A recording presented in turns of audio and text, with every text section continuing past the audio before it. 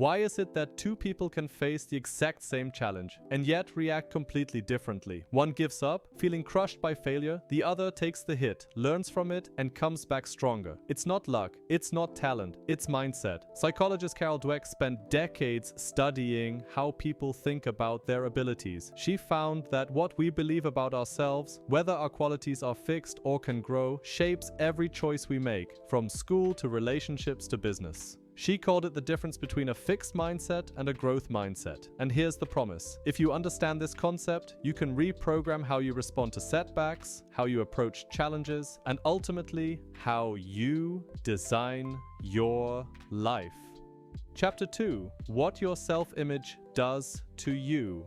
People with a fixed mindset believe that abilities, intelligence, and talents are set in stone. You either have it or you don't. That belief makes mistakes terrifying, because if you fail, it's not just the task that failed, it feels like you failed as a person. Think about the language. I didn't pass quickly becomes I am a failure. That's why fixed mindset individuals often avoid challenges. They prefer the safe zone, tasks they can already do, because it lets them keep the illusion of being smart. On the other hand, people with a growth mindset believe that abilities can be developed. Intelligence is not a fixed number. Talent is not a permanent label. Instead, effort, learning, and persistence are the drivers of progress. Here's a simple experiment. Children were given the choice to redo an easy puzzle or to try a harder one. Kids with a fixed mindset played it safe. They repeated the easy puzzle to prove themselves again. But the kids with a growth mindset went for the harder puzzle. They didn't care about proving, they cared about improving. And this difference doesn't just change how people approach schoolwork. It changes how they handle depression, failure, and setbacks. Dweck found that people with a fixed mindset, when they got depressed, stopped trying. The worse they felt, the less they acted. But those with a growth mindset did the opposite. The worse they felt, the more effort they made to solve their problems. They treated bad emotions as fuel for action.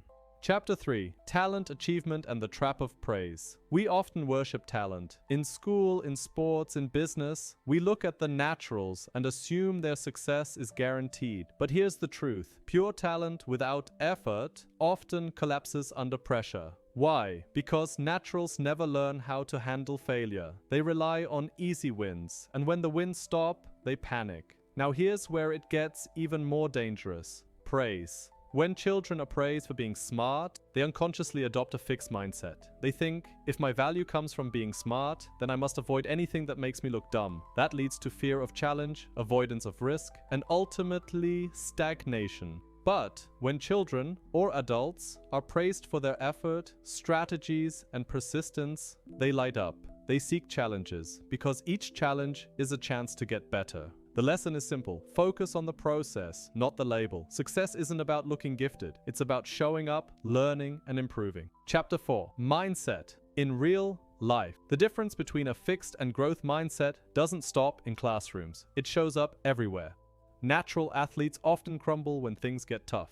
Athletes with a growth mindset, on the other hand, see losses as data. They ask, what can I learn? How do I improve? For them, setbacks are motivation, not humiliation. Leaders often believe their company's success comes only from their genius. They ignore feedback, dismiss employees, and eventually drive their teams into failure. Growth-minded leaders, they cultivate learning cultures, invite challenge, and build resilience in their teams. Relationships. Perhaps the most surprising finding is how mindsets shape love.